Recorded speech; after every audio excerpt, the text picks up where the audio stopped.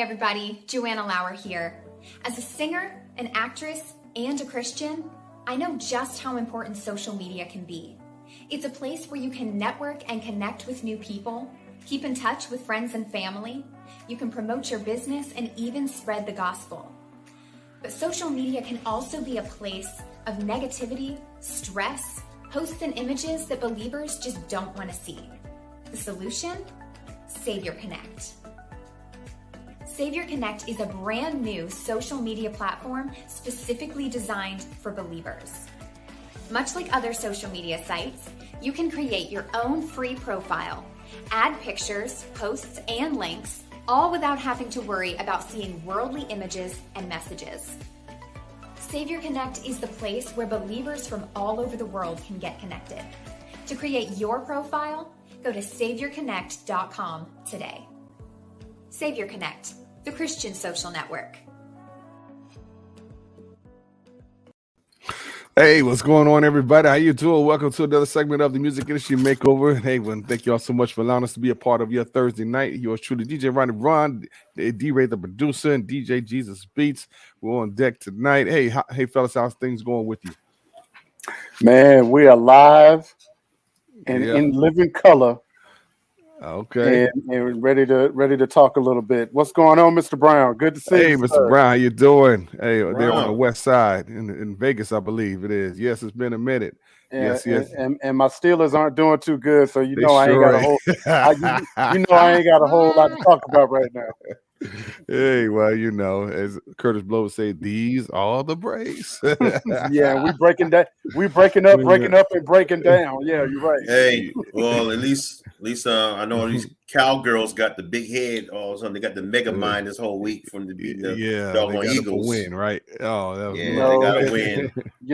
If they gave out the Super Bowl trophy in September and October, the Dallas Cowboys would be the winningest team.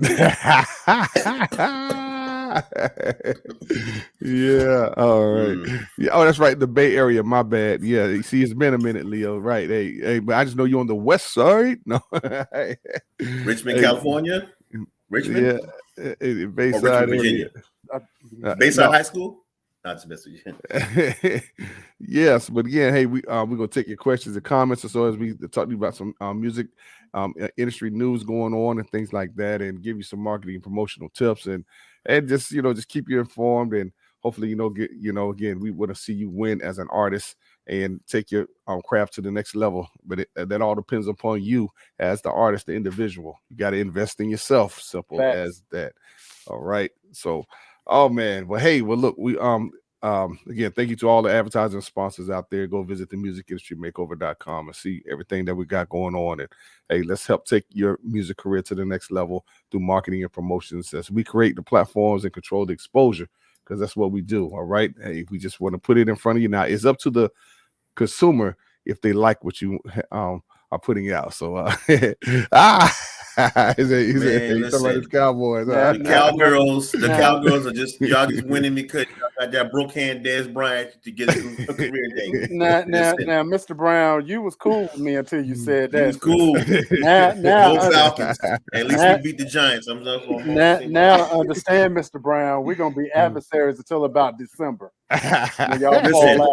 Listen, the Cowgirls suck so bad that Bethune-Cookman University could beat them. Any HBCU could beat them right now. Even the Savannah State Tigers could beat them. Right? That's how bad they are. He said Bethune-Cookman. That's my alma mater. FAMU can beat them. Jackson State can beat them. Alabama A&M University, Prairie View A&M University. He's just naming them all, ain't he? Even Gangster Gremlin can beat them. Pray for this brother, man. No. Hey, we just having fun up here. This is what we do. Okay. Hey, football season. We want the lower grade schools also. I mean, even the high school teams could beat them. Yeah, that's right. Let's talk music, like you said. Leo ready for us to change the subject. Yeah, let's change the subject. I'm messing with y'all. I'm messing with you. We're having fun. Man, well, speaking of music, man, for all you streamers out there, because streaming is the thing, and regardless if you like it or not, it is what it is. But But Danny, the research king, man, he found the article, okay, concerning Spotify. All right, and man, and the owner, the creator of Spotify, and his conversation that he had with this young lady, so that was who's an artist and wanted to ask about for streaming, and for his getting paid.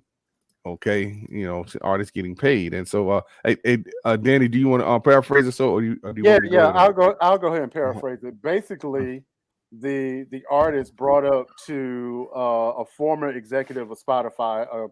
I guess he's no longer with Spotify, but the president of the company co-signed what he said. They basically got on a conversation about artists streaming royalties and how really they should be, instead of 0.000 whatever, there should be 0.01, a penny. And for the uninitiated, the current Spotify streaming royalty, you got to get streamed like maybe 100 times to make a penny, right? Somewhere around in there. And so the response from Spotify leadership was that any artist who thinks they deserve a penny per stream they're sounding like they're entitled. And I'm going to read to you what they wrote about Spotify. The problem at the time, and this was 2003, 2004-ish, the problem at the time was piracy and distribution, music distribution. The problem was to get artists' music out there. The problem was not to pay people money. The problem was to distribute music, not to give you money, okay? The problem was to distribute music. And so basically what that said in a nutshell was what Spotify's job is to distribute music, not to pay you. Okay? That's not their first goal. Okay. And so the founder of Spotify, he continued by saying that artists who were not making money were not putting in the work, and if you're not making money on Spotify, he said that basically you're not putting in the work and to stay in continuous dialogue with your fans. That's why you're not making any money. So the people at Spotify feel like that A, you're not working hard enough, and B, if you want a penny per stream, you're entitled. So kind of sound like the plantation to me, but I'm gonna let y'all talk and let y'all. I'm gonna let y'all get that before I go in. Well, the man said that again. It's Spotify's goal was to fulfill a need, was to correct a problem, or so. And said, and just like it says the problem is this: Spotify was created to solve a problem, and the problem was piracy and music distribution. The problem was to get get artists' music out there. So they solved the problem of getting it out there through distribution. But again, for as paying people, as he said, now partially, you got to admit he is right on the one thing. Let's just be real. A lot of these artists are really not working hard enough to get this to promote themselves, to push themselves out there, to build that fan base either. Okay, so I agree with him on that. I mean, I want to say all of them are doing it, but a good majority of artists are not working hard enough. And so he's pretty much saying, in a nutshell, what we've been saying here on the show for years is build your fan base, marketing and promotions. Bottom line. So, but to answer your question, Mr. Brown, why are they in the streaming business? They're in the streaming business because the record industry was about to tank due to piracy. Because if you think about it, at the time, we're talking about the age of Napster. We're talking about the age of file LimeWire. Good gracious! How many of us, if we're truly honest, gave our PCs the computer equivalent of a venereal disease, trying to download LimeWire? Because you know what I mean, and we crashed the hard drives. But that was, and so what they basically are saying is they created something at the behest of the major record labels. They didn't create it at the behest of independent artists or artists themselves. You know, they were a corporate solution, right? Mhm. So, yeah, go ahead, DJ. No, beats. No, go ahead. Yeah. Oh, for me? Okay. Yeah. Well, I think for me, on when reading the article and getting a better understanding of it, I think there was error on both sides of the coin. The artists, sometimes you got, now the artists, I think there's nothing wrong. The answer is no unless you ask the question. So she's okay with that. But I think where she went too far was to still like almost feeling entitled to say, well, we should get paid a penny. And then, of course, where the Spotify executive made a mistake at, I mean, he told the truth, or he told what he believes that their company is about. But where he kind of made a little mistake at was letting his personal feelings get into the way of berating the artist instead of doing the education on why they pay at that amount, because it's a federal government is involved when it comes to how they pay streams per stream. And so, but I think there's a teachable moment in this between both sides. And I always err on the side of the artist and get artists to understand that if you are in the business of making music, you are working hard to produce your music. The problem that most artists make the mistake on is feeling entitled that they should get paid this astronomical amount for a streaming service that doesn't care about you. All they care about is making money from the customers. They're not gonna win. There's not gonna be a windfall for you artists. So artists, you gotta do your part to market yourself even better and stop relying on the streaming services to pay you. They're not going to pay you that much. Heck, even internet radio don't pay you that much. No. Right. I mean, it takes 5 years for you just to get $80. So wow. Yeah. And wow. But so yeah. Go ahead, bro. No, I'm sorry. No, you good. You good. I was just saying that, but it's just, I understand artists want to get paid. You want this big payout. It's not going to be from the streaming services, because the companies are about making money for themselves. They're about trying to build their own empire. So you as an artist, where do you stand at?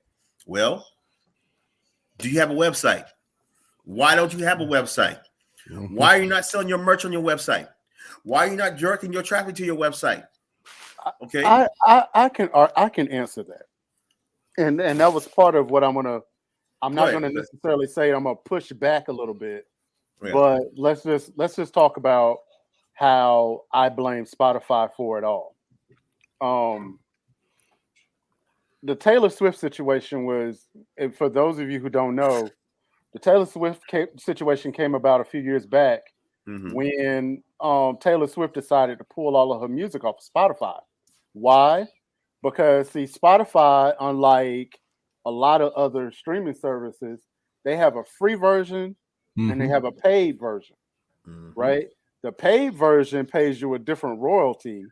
The free version pays you a far less royalty than the paid version. And let's just face it, the paid royalty is already low. So we're talking about with a paid royalty, you're talking like 0.0004 cent or something like that. Wherein the free model is 0.000001 or something like that. Yep. And so Taylor's argument was that is too little money. And my money, my catalog is worth more than that. Exactly. And so they pulled it. And so that's where the friction started. Spotify has never fully been transparent with their royalty rate.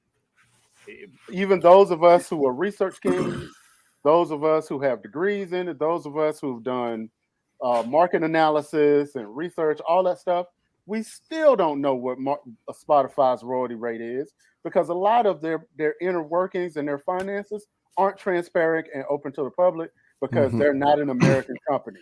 Exactly. Almost all companies are not American except for possibly Tidal, I think, which was at the time was owned by Jay-Z. Tidal is still a Swedish company. Wow. The only company that right now is based in the United States is Apple Music. Pretty much. And that's the only one. Everything else, and Pandora. Now, I'm glad you mentioned Pandora. Because let me tell you about what Pandora. See, Pandora was the official, very first streaming music service. Facts. Pandora found a loophole into not paying the artists. Yep. It's the American way. So all you artists out there that got your music on Pandora, let me tell you how Pandora hoodwinked all of y'all that had music on Pandora back in the day when I used to find like Lecrae's music and everybody. They went and bought a low power FM radio station somewhere up in North Dakota, South Dakota, somewhere up there in North Dakota somewhere. They bought an FM station. They found a loophole around it. Buying an FM station gets you out of the legality of paying per stream and royalty rates, which is why, terrestrial radio. So now they're pretty much a terrestrial radio distribution music streaming service company, which means that they can play all y'all music without having to pay y'all barely like chump change. Under the bare minimum. So that's wrong. But it's wrong. But if you know law and you study law, you can find loopholes into the law system, and it will benefit a windfall for them. I'm not mad at them for the hustle. Right. I just feel like I personally believe artists should get paid a certain amount for stream. But unfortunately, what y'all have to realize, like most of these, like you said, like D-Ray already said, almost about a good chunk of the streaming services companies out there that we work with, like even StreamYard and all of them, are not American based. Not American, nope. So they're streaming in the UK or Denmark, some other country where they don't have to pay the American rights that we do. That we have. They don't have the rules like we do over here.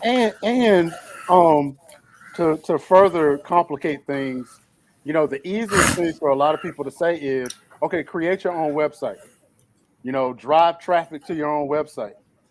The problem is that if you have an iPhone, you can't set up your own music store and have that song play and pop up on your iPhone without having to go through the iStore or go through your home computer. Correct. You can't do that. They don't let that's proprietary software that they don't allow you to do. Now you could do that with a Google or Android phone, where you could go to a website, buy a song, save it on the SD card of your phone, if you're that tech savvy. But you can't do that with an iPhone. So what that means is that, once again, it goes back to analytics.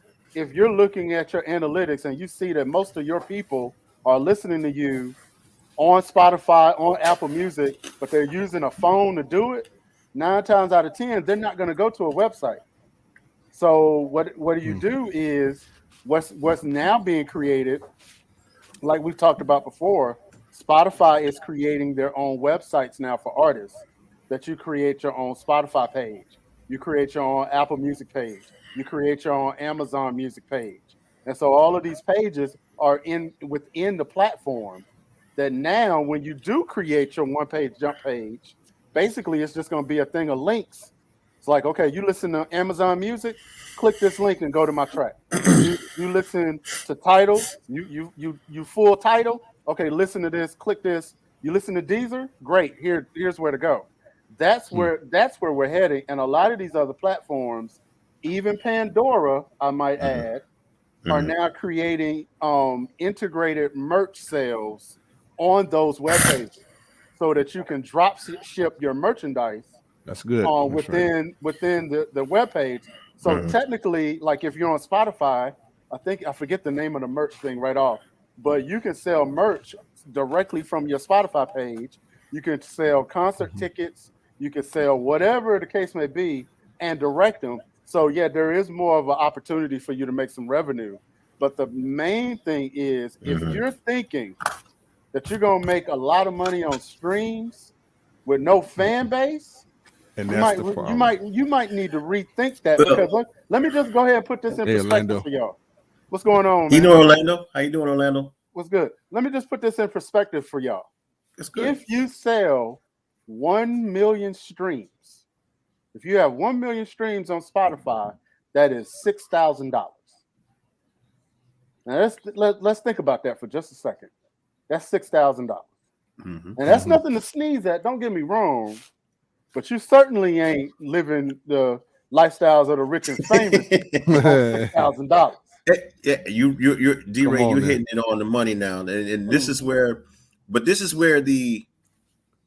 you're right. You're actually right. That a lot of these streaming sites now are trying to do what's called a bundle package for you. Right. So they know that right now that CDs are pretty much obsolete of buying CDs anymore. People still have CD players in their cars, but it's really, they're just going to have to, more people are listening to it on their phones, or they're adding a playlist. And so Spotify and Apple Music, everybody's trying to do curated playlists for you, curated on your own radio station. You build your own playlist and listen to your own music that you grow from. And now they're trying to bundle the sales and all that stuff. But here's the caveat that artists want artists to start thinking about. What looks good and what the grass looks green, it will help artists out with those package deals. If you're a beginning artist that needs some help, you don't really feel like doing a Shopify website and all this other stuff and directing traffic. So it will help you. But here's the thing. You got to read the fine print. Get a lawyer, entertainment lawyer, or somebody involved with reading all the fine print on when you get into that stuff, because you don't think that if Spotify has already raking the coals off of y'all music already, they charge for just a Spotify alone. I think the price is like what, $9, maybe $10 a month for just to skip the commercials, the advertisements. $9.99. Yep. So if you do that, and let's just do for giggles, you got almost close to 60 million people that are subscribers of Spotify. So you do the $9.99 times 60 million, and that's how much they're raking in every year. Now, truth be told, they still got to cover ASCAP, BMI, CSAC, and all these other international corporations that deal with music licensing. Right. But at the end of the day, they walking away with all this money. So when you think about when they incorporate like a Shopify and all these other things where you can sell your merch, how much money you think they're going to be taking from you when you go out there and get that, Yeah. I look, brother, and I'm gonna piggyback on that because that's good. Because I had an epiphany as you was talking. It's like, wow, the record companies really were responsible for the creation of Spotify. Doesn't this sound like a virtual 360 deal? Pretty much. That's all it is. Don't that sound like a virtual? There you go, Danny. That now it's like, okay, they're going to be making music. They're going to be making money off your music, and now they're going to be making money off your merch because they already know that your fan base. That's where your fan base are. They have basically poisoned the well, right? Everybody is now. They don't care about ownership. They care about access. They don't care about CD collections anymore and record collections anymore. They just want to know, I want my music and I want it now. And they know it.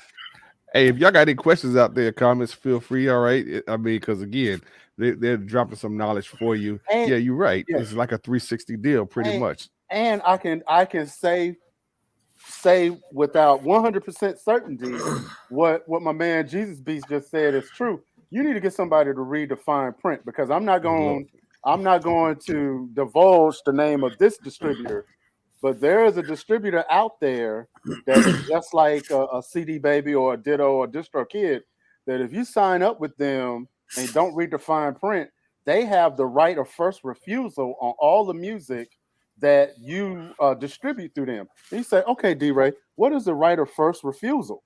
Okay, right of first refusal means if somebody wants to license your music for a movie or television or whatever, they have the right to refuse you from making money on your music because you distribute it through them. So basically, the fine print of that distributor is you just turned over your rights to them. Mm-hmm. Right? Yeah. Right. Man. Right. Yeah. I mean, if people ain't paying attention, within this year alone, we have seen almost close to 40 to 50 well-known artists get their masters back after decades. Anita Baker She just got hers. been doing music for almost 30 plus years. Finally got her masters back. And why are they fighting for the masters? Because they know that if you don't have access to your masters, then Spotify, Apple Music, Tidal, Deezer, FM, all these different streaming companies. There's more. I mean, there's like thousands of streaming companies. You know, we only know the big four, but Right. there's like there are thousands that will stream your music all across the globe. There are people in other countries that get to hear your music on those platforms because they're much popular in that country than just Apple Music or Tidal or Spotify. So just think about that. If they have access to your masters, they can do what the heck they want to do.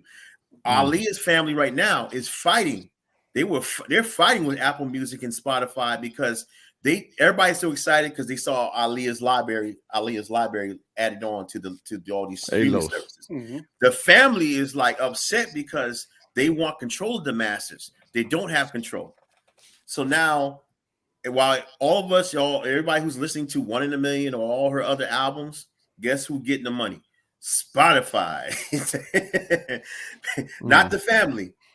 Because why? Because not Spotify don't own the masters, but whoever owns the masters is getting, they have the legal right. And then with this R. Kelly situation and her name is brought to light and things, that's adding folks out of curiosity who may not know about her.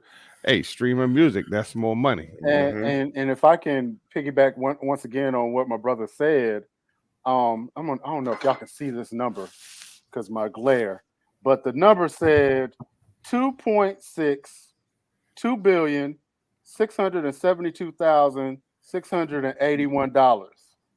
No, $2,672,681,550.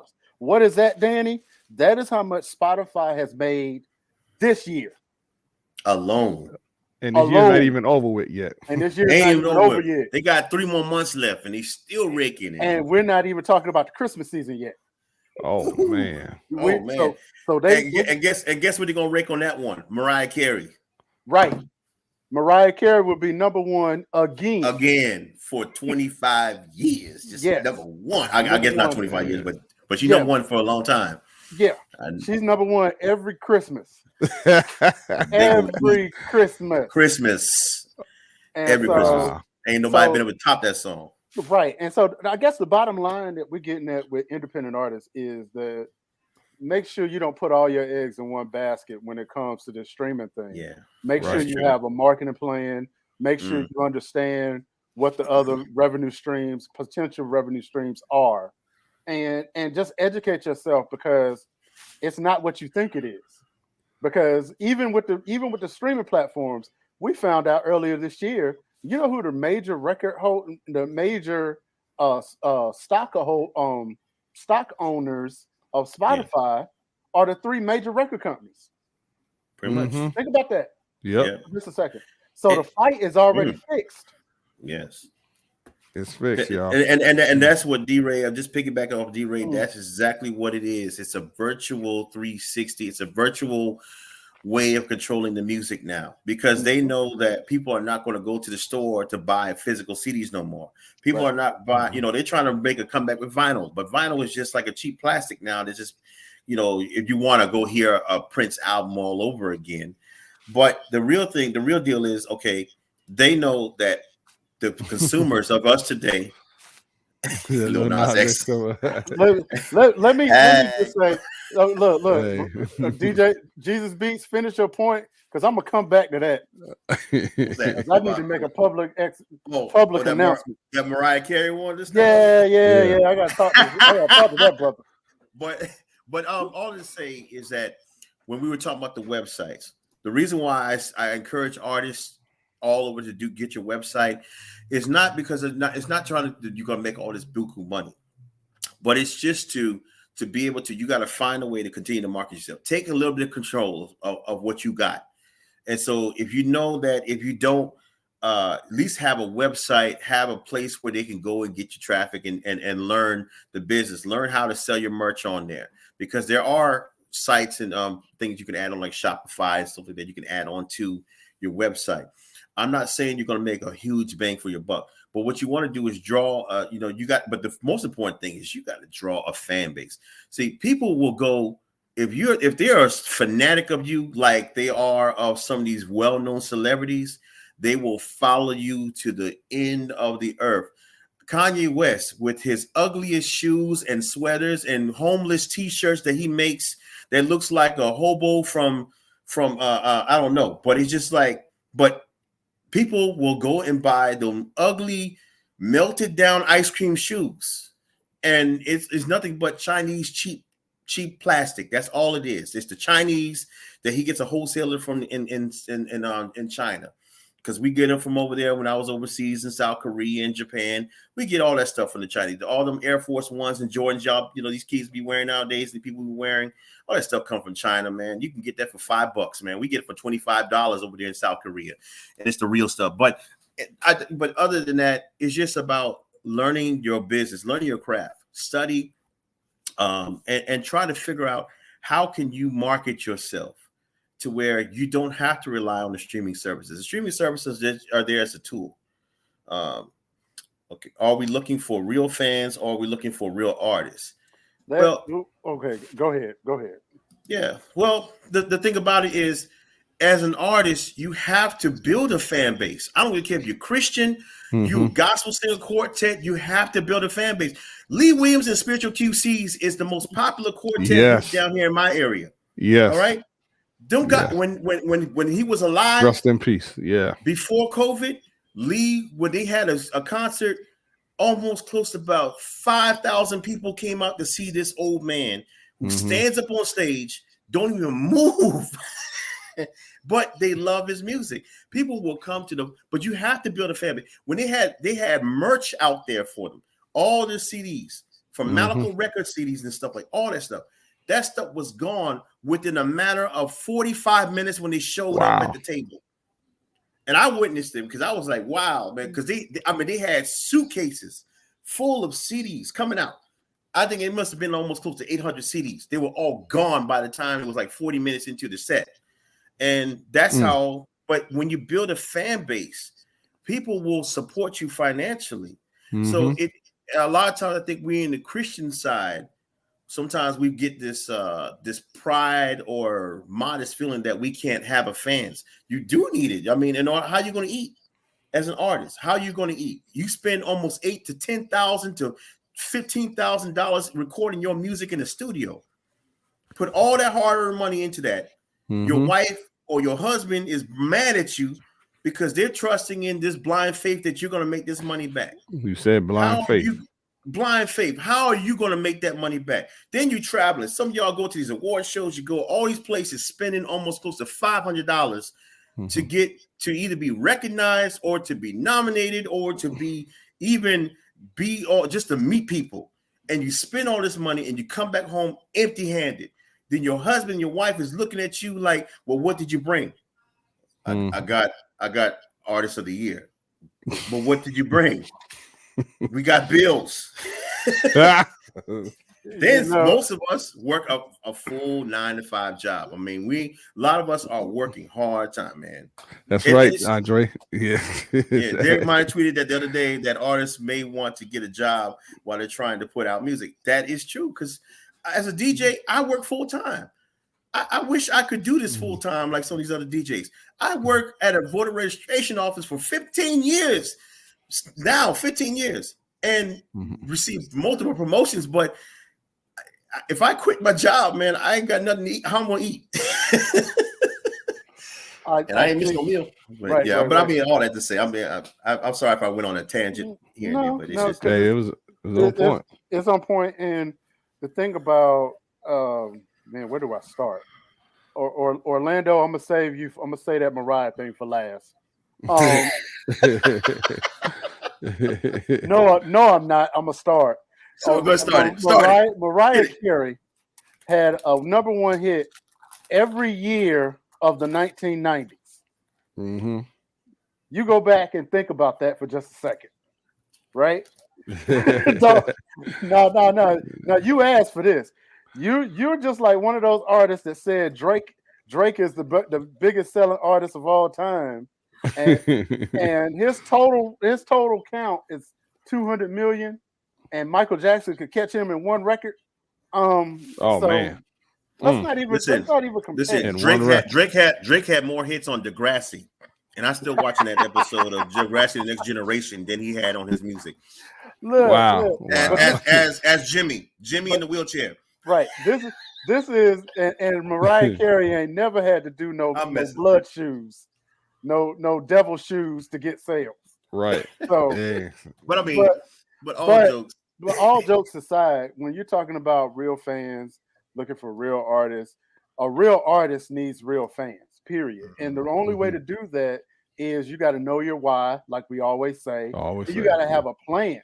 You have to have a marketing plan for your music. It just can't be blind faith anymore. That's not this kind of music. The record industry was never about blind faith, really, honestly, truly. And I know that a lot of people had that fantasy of, I'm gonna send my demo tape to somebody and they're gonna discover me, and that's that hustle and flow. You know what I mean? And I'm gonna get this large signing bonus and go out and I'm gonna be a movie star and it's gonna be day to night.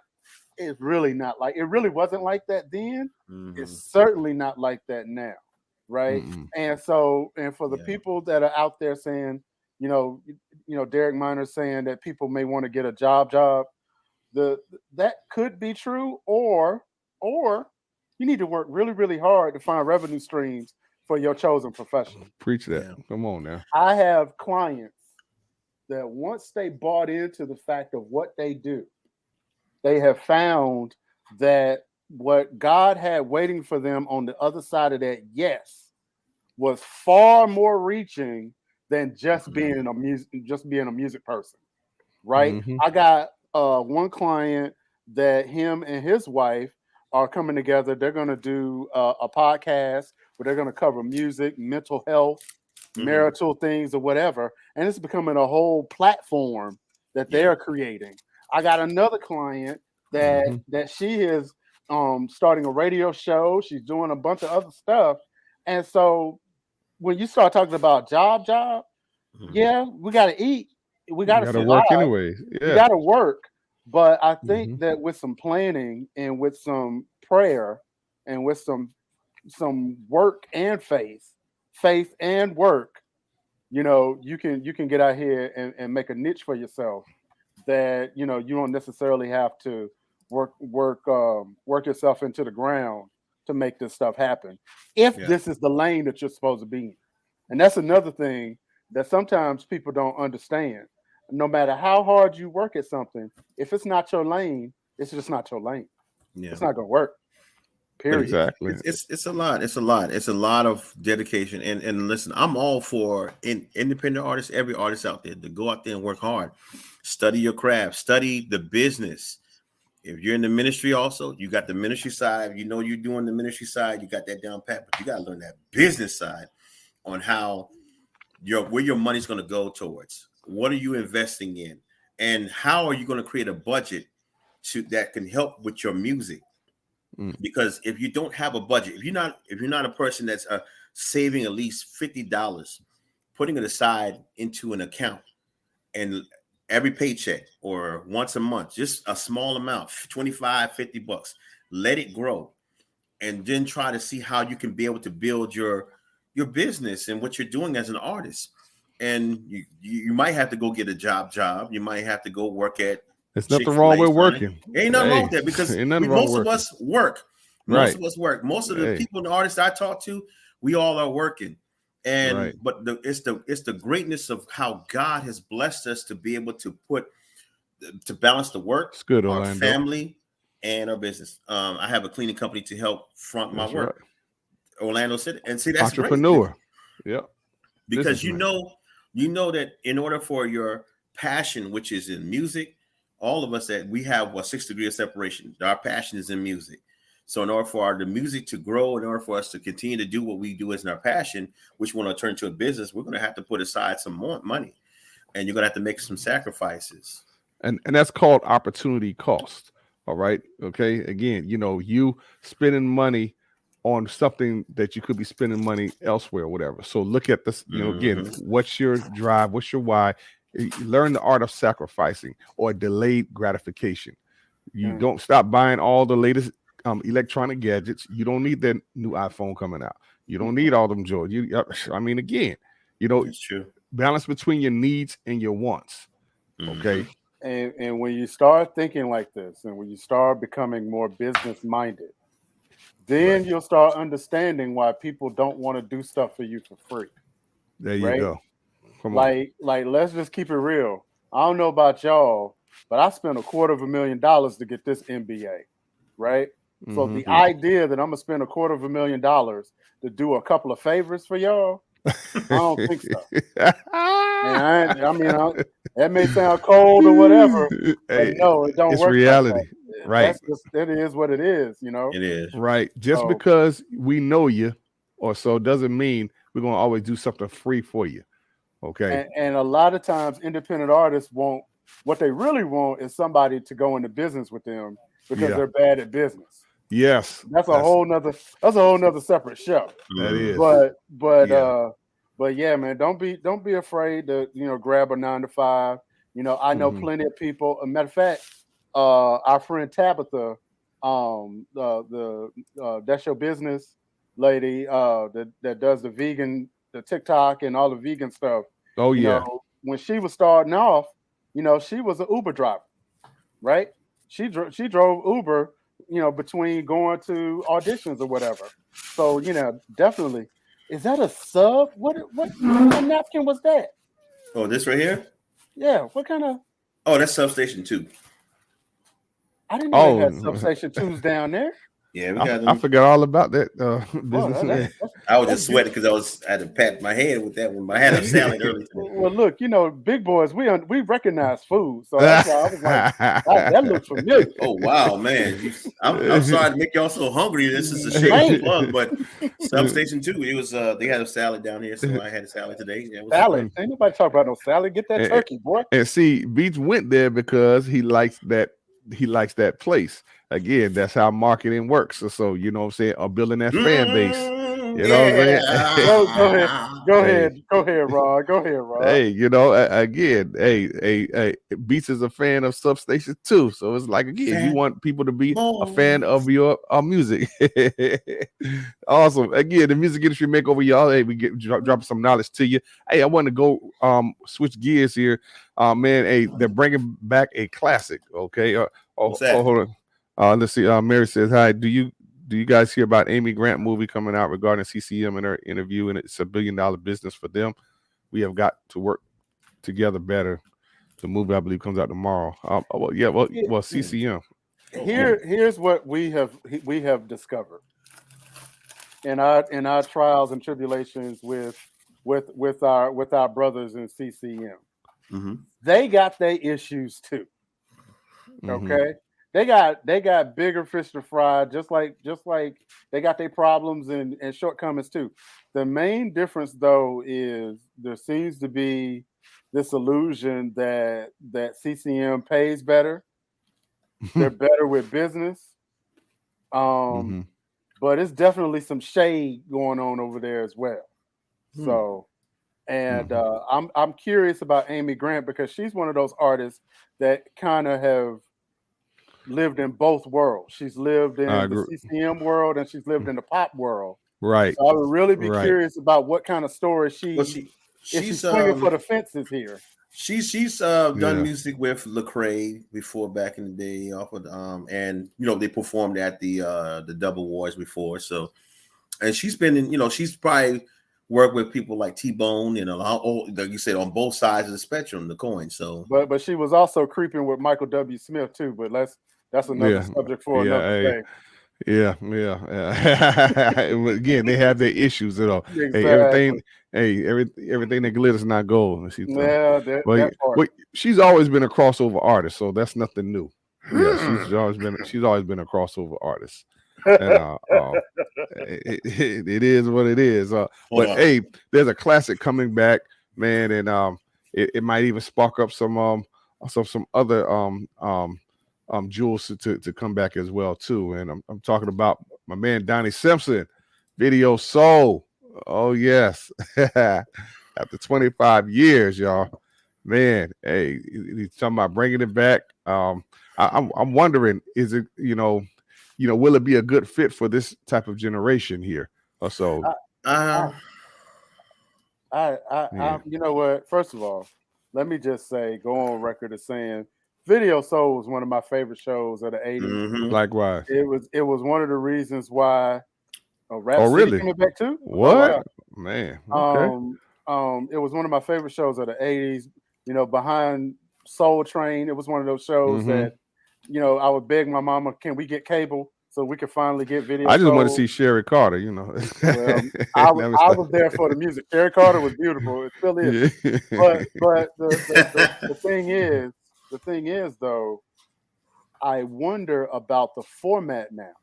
Yes. Because so many kids don't really watch TV like they used to. That's I think it's just if they bring it back, the questions are you showing you show these new R&B music videos, which it's like but ain't no real R&B these years. It reminds me of what's his name from Soul Train, Don Cornelius. Don Cornelius. If y'all remember Don Cornelius from the late 70s all the way to the I think he was around since they started in the 70s. Yeah. And all the way through to the 80s, he was there hosting the whole time and producing it. But you notice in the 90s, he started getting Shamar Moore and all these other people to do it because the music started changing and he just couldn't keep up with it. And the music got more difficult for him to enjoy the passion of soul because it became R&B. So now it's like Donnie Simpson coming back. Are you going to do like showing nothing but the older 80s, 90s, and 70s soul R&B music that you did before, and then bring back those groups of people, like let's say bring back SWV and have an interview and catching up again, or like same thing now, because the music today is totally different. And I think his first episode, if you do one, he needs to do one with R. Kelly in the in the jail cell, so that way we could talk about how R. Kelly has pretty much R&B sucks without R. Kelly. And that's just pretty much. Like, hey, he is the king of R&B. That man, he is the king of R&B. He was the remix of remixing songs and making songs better. Just build a studio in a jail cell. That's all I'm saying. I mean, you got some good groups out there, but I'm just saying.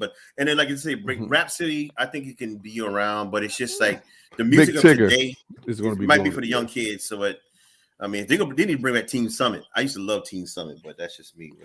Well, but then again, I'm looking at too. They may be if they target a specific audience. Again, our audience, the older crowd. So that's just like even with music, you can make music, but who's your fan base? Who you're trying to target?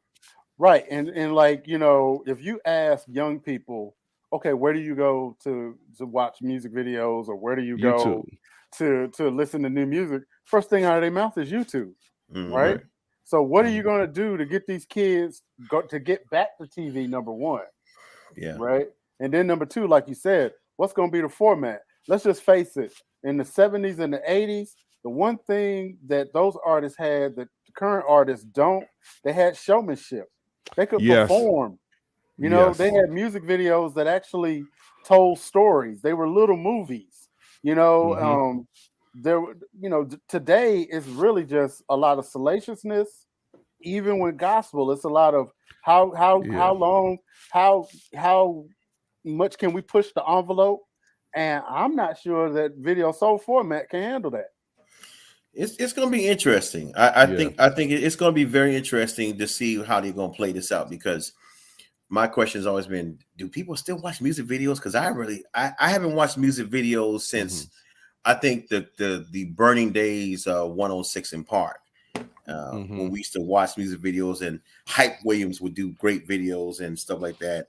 And even the music videos of today that I've seen so far, because we had these venues where you had to see music videos like that, the hip hop ones, they do have a better graphics and storyline.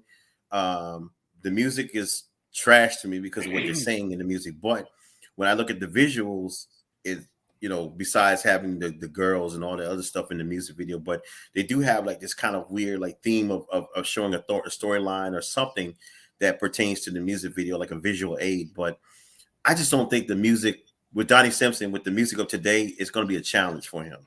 So yeah, 106 in Park. Yeah. Yeah. Another thing that I have, and a big question that I have, where are they going to find these videos? Are they going to have an avenue for independent artists to get some spins on Video Soul, or is this going to be industry fed? And because if it's going to be industry fed, then that's going to be danger anyway. Yeah, it's going to be industry. I mean, pretty much. Right. Because it's like, you remember when we used to watch TRL, they used to have TRL live on MTV. And of course you had like Rap City. Then you had, you had all these different, video shows at the time. But it's going to be interesting. You got to play it to a crowd of today, but you also have to play it to a crowd of the yesteryear, the people that grew up on Donnie Simpson's. And I'm believing that's where they're probably going to be going that direction. And then maybe incorporate a few, current ones like the Bruno Mars, whatever, but because really R&B really rarely exists these days, to be honest with you, compared to what, what we heard back then.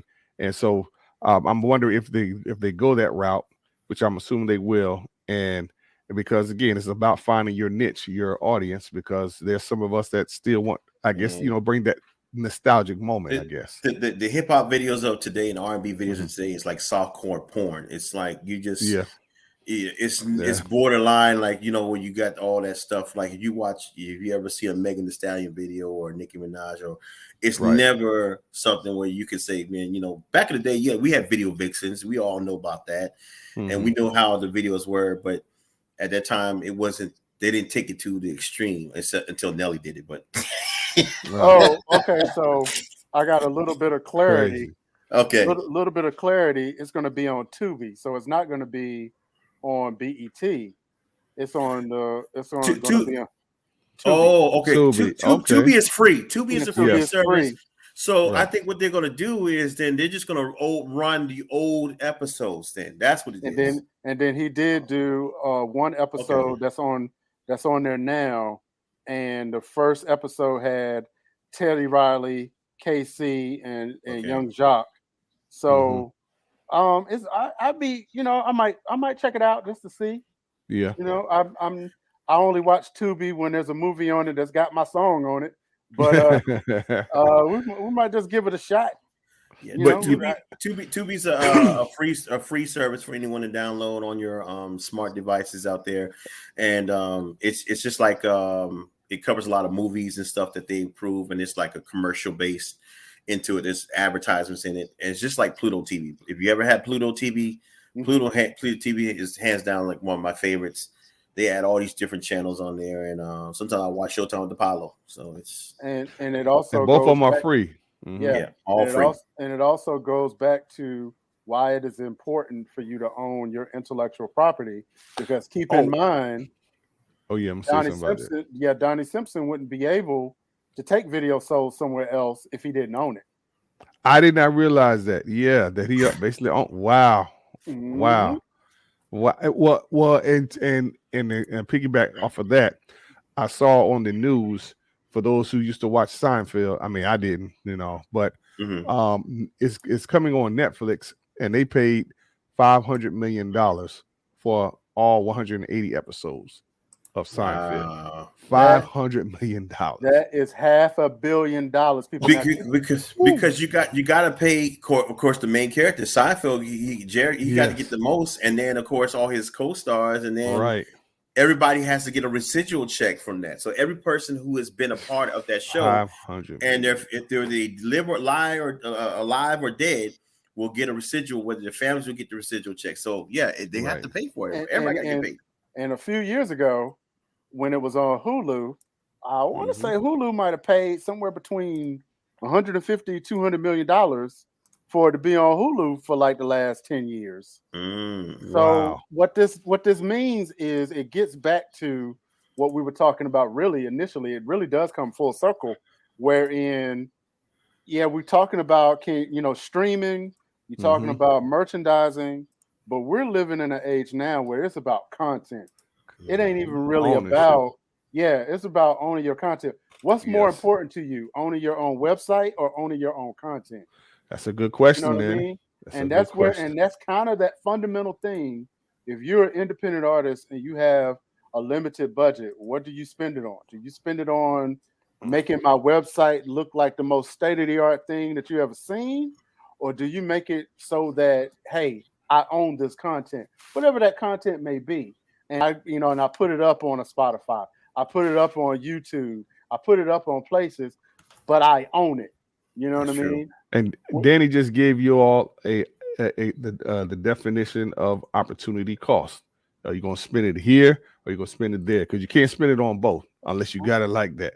Right. But something's going to give. So that's why you need to make those decisions as an artist. And we live in an age now that even with Spotify, even with Apple Music, whatever the platform that you're looking at, it's about your content and the frequency that you're releasing your content for the algorithm. So if you have an album, is it smart to release an album right now? Not really if you're independent.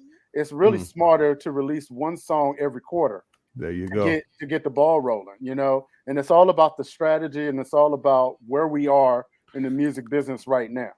And it's also smart to get with a DJ like my man DJ Beats, DJ's Beats, myself, I Rock, Kingdom Minor Show, DJ 3W, those who have platforms that can help push your music.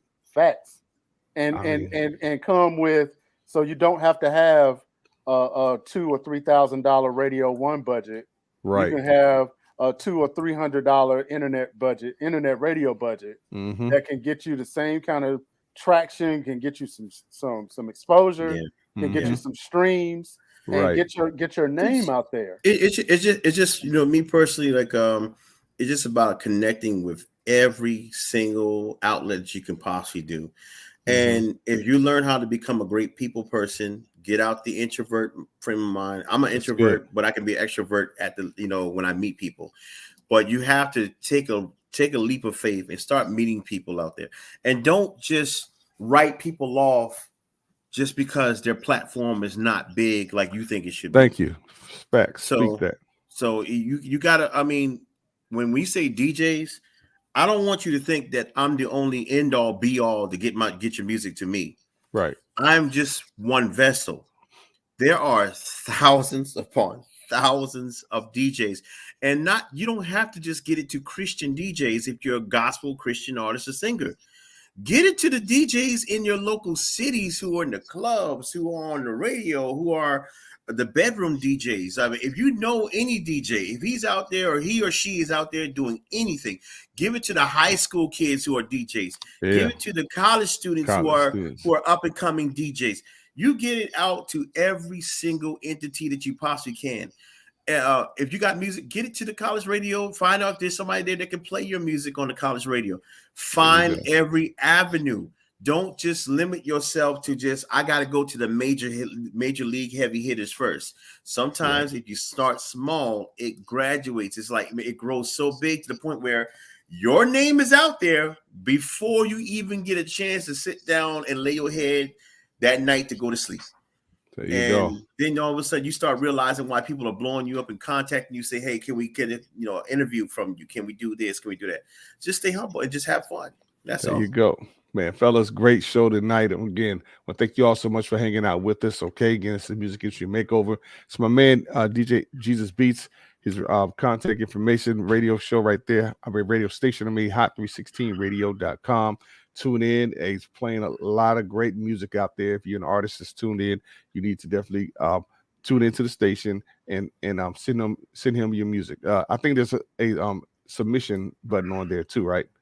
At the on the website. Not yet. There's not a submit, but you can. There's a submission on how you can get your music out, but you can go right to just send it to djgsbeats@gmail.com. And I'm working on all that stuff with the website. I just had to take a hiatus to build it. I gotta build it. It's a lot. Got to build that website. That's right. Well, again, hey, there he is. Work that thief. It's my man D-Ray, the producer. Hey, if you need some production, you need some advice in the music industry, so hey, consultation here and there. Hey, go ahead on and hit them up. Linktree. Okay. Appreciate that. Last thing that I'm gonna say about content. In 1993, Tag Team released a song called "Whoop There It Is." It was like the biggest selling record of that year, right? But what a lot of people don't realize, it was an independent record on an independent label, and the guys in Tag Team owned it. So what does that mean? When you see them on the Geico commercial now, Scoop, some 20 and 30 years later, they getting paid again. Why? Because they own it. Own your stuff. Stop with these lease beats. Another show for another day. Come on now. Hey, stop. Get ready. Stop cutting corners, y'all. Hey, you cannot skip the process. It is what it is. Okay. Well, hey, unfortunately, all things must come to an end, but God's love never ends. Remember, you matter in the kingdom of God, so don't compare yourself or your ministry to anyone else. Do what God has called you to do, and you'll be just fine. Shout out to those that tune in on Twitch, CG93 Radio, RYC, everyone out there. Thank you all so much. You all be blessed out there, and we'll see you again for another one. Yeah. Oh, what? Even now have ice cream. Wow. Facts. Man. Hey, well, again, build that fan base. That fan base, help them out. It is what it is. There it is. Scoop, there it is. Yeah. Scoop, shaka, Hey, y'all be blessed.